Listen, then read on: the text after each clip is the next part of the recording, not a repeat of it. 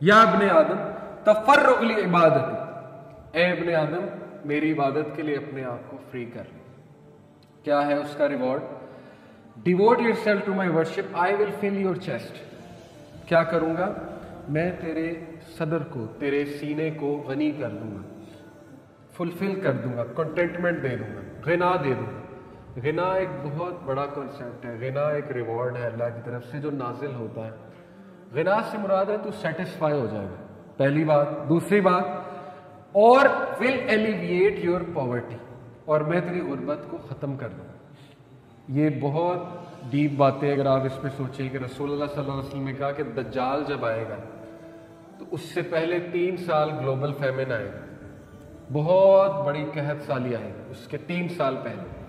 اللہ کے نبی صلی اللہ علیہ وسلم نے کہا کہ اس دور میں سبحان اللہ و بحمدہ سبحان اللہ العظیم کافی ہے تمہیں، یا غالباً سبحان اللہ والحمد للہ ولا الہ الا اللہ واللہ، اس میں مجھے تھوڑا سا ہے وہ، لیکن آپ چیک کر لیجئے گا، ان میں سے کوئی ایک ذکر ہے۔ کہا یہ ذکر کافی ہے تمہارے لیے، کافی سے مراد ہے بھوک بھی ختم کر دے گا، رزق کی طرح۔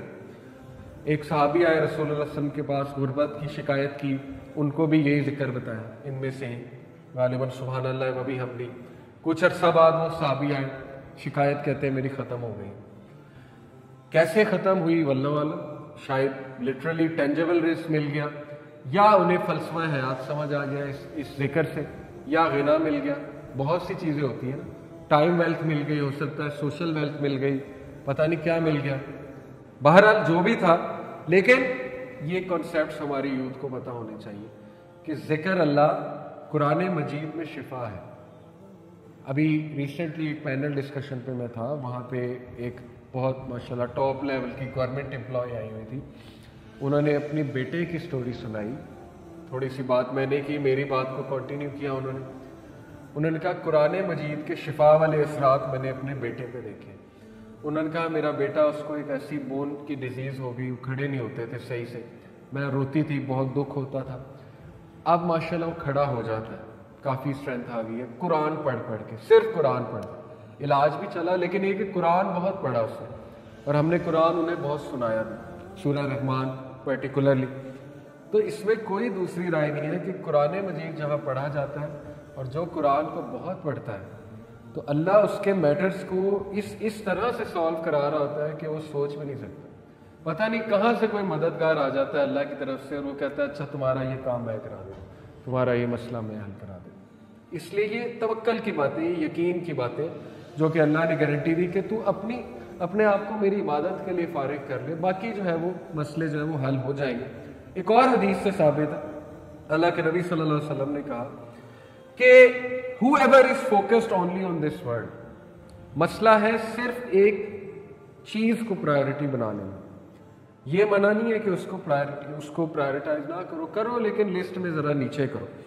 اللہ will confound his affairs، اللہ تعالیٰ اس کے افیئرس کو پھیلا دے گا، and make him fear poverty constantly۔ یہ غنا کا اپوزٹ ہے۔ غنا یہ ہے کہ ڈر کوئی نہیں، صحابہ کوئی ڈر نہیں، ادھر سے ادھر چلے گئے، کیا رزق تو لکھا ہوا۔ وہ عبد الرحمن بن عوف سب کچھ چھوڑ کے ہجرت کر جاتے، مصعب بن عمیر امیر ترین آدمی، اتنے یوتھ میں ایسے ڈریسز پہنتے تھے، ایسا پرفیوم لگاتے تھے، ایسی چپل پہنتے تھے، شوز مشہور تھے، دور دراز علاقوں تک ان کی ڈریسنگ مشہور تھی، سب کچھ چھوڑ دیا، میں جا رہا ہوں، کیونکہ فیئر ہی کوئی نہیں تھا، مدینہ میں جا کے مل جائے گا۔ عبد الرحمن بن عوف کو کس کا اللہ کے نبی نے مساوات جب قائم کی، مساوات کہہ رہے ہیں جو بردرہڈ جو قائم کیا، اس میں کس کا پارٹنر بنایا تھا؟ سعد بن عبیدہ کا، امیر ترین آدمی، سعد بن عبیدہ چیف تھے۔ سعد بن عبیدہ نے کہا عبد الرحمن ہاف آپ کا ہے، عبد الرحمن بن عوف نے کہا جزاک اللہ، مارکیٹ کا راستہ دکھا دیں، اور اس کے بعد عبد الرحمن بن عوف سعد بن عبیدہ کو بھی کراس کر گئے۔ بارہ کوئی صحابہ نے ایکسیپٹ بھی کیا، کوئی حرج نہیں کسی کی ہیلپ کرنے میں، لیکن توکل کا وہ لیول کہ مجھے تو ملنا ہے، اور ملا۔ اور یاد رکھیں ہجرت میں پہلا سٹیپ، مسجد تو بنائی وہ الگ موضوع ہے، پہلا پریکٹیکل سٹیپ صحابہ کو وہاں بات کرنے کا تھا مارکیٹ کا راستہ دکھانا، اکنامک انڈیپینڈنس۔ ہم سیرت میں اس طرح غور ہی نہیں کرتے، تو دین دنیا جدا نہیں ہے۔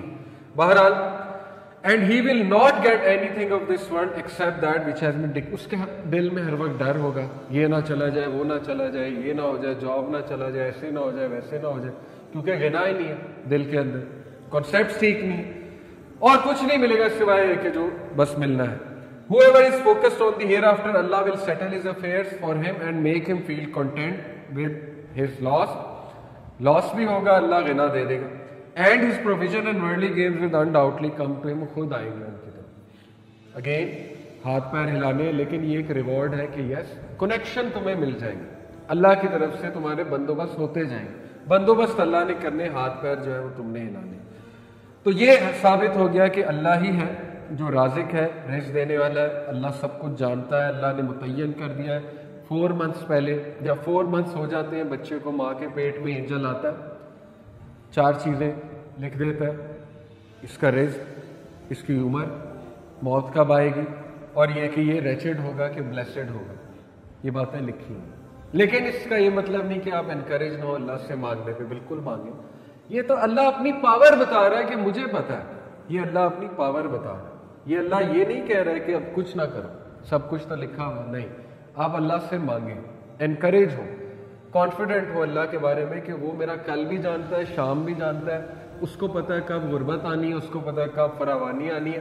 تو بس میں مانگتا جاؤں اللہ سے، پناہ مانگوں. اللہم انی اسألک العفو والعافیۃ فی الدنیا والآخرہ. صبح شام کے اذکار میں سے پڑھا کریں، عافیت مانگیں اللہ سے. کیوں نہیں دے گا اللہ تعالیٰ؟ بالکل دے گا. آپ کو پروٹیکٹ کرے گا، عافیت دے گا، فراوانی دے گا. آسانی مانگیں گے تو آسانی بھی دے گا اللہ تعالیٰ. باقی یہ کہ ٹیسٹ اور ٹرائل زندگی کا حصہ ہے. اور غنا مانگیں اللہ سے، کنٹینٹمنٹ مانگیں، رچنس آف دی ہارٹ مانگیں، تاکہ کبھی مشکل آئے تو بندہ اس میں بھی سیٹسفائی ہے. تو رزق بنانے کے طریقوں پہ بات کر لیتے ہیں.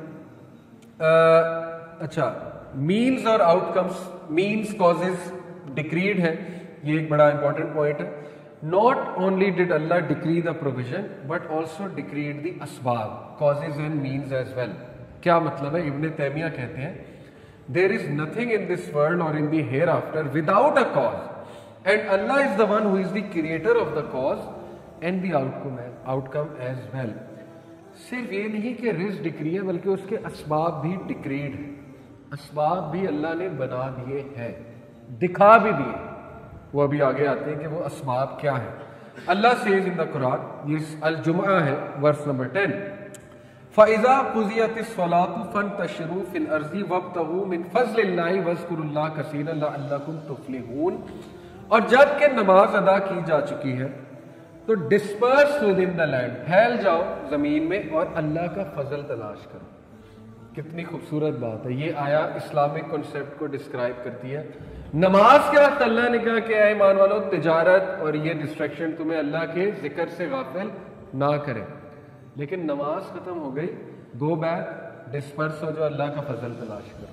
خوبصورت بات. یہ ہے دین ہمارا. اور فضل تلاش کرتے ہوئے کیا کرو؟ وَاذْكُرُوا اللَّهَ كَثِيرًا، اللہ کو بہت یاد کرو.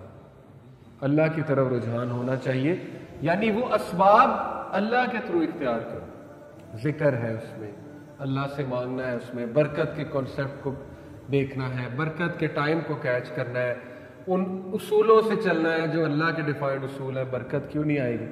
نبی صلی اللہ علیہ وسلم کے بتائے ہوئے اصولوں پہ چلنا ہے، صحابہ کے اصول اختیار کرنے ہیں تاکہ تم لوگ سکسیسفل ہو سکو.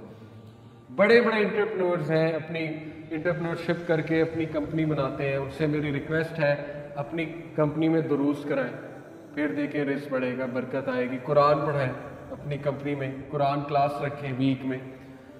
باؤنڈ کر دیں اپنے ان کو جو امپلائیز ہیں کہ سب سے پہلے آتے ہی کام قرآن پڑھنا ہے، چاہے 2 آیتیں پڑھنی، چاہے تم گناہ گار ہو جو بھی ہو، کوئی مسئلہ نہیں، 5 منٹ قرآن پڑھ لو. دیکھیں رزق بڑھتا ہے کہ نہیں بڑھتا. تو ان سے ان کے کنٹرول میں چیزیں ہیں، وہ کر سکتے ہیں اور انہیں کرنا چاہیے. آپ کے انڈر کچھ لوگ ہیں، آپ میڈیکل سٹور رن کر رہے ہیں، کسی کو بلائیں کہ میرے امپلائیز ہیں، ان کو دین سکھا دو، ان کو کوئی بات بتا دو، قرآن تھوڑا بہت رجحان قرآن کی طرف قائم کر دو. دیکھیں آپ کا میڈیکل سٹور چلے گا کہ نہیں چلے گا. اللہ نے چلانا.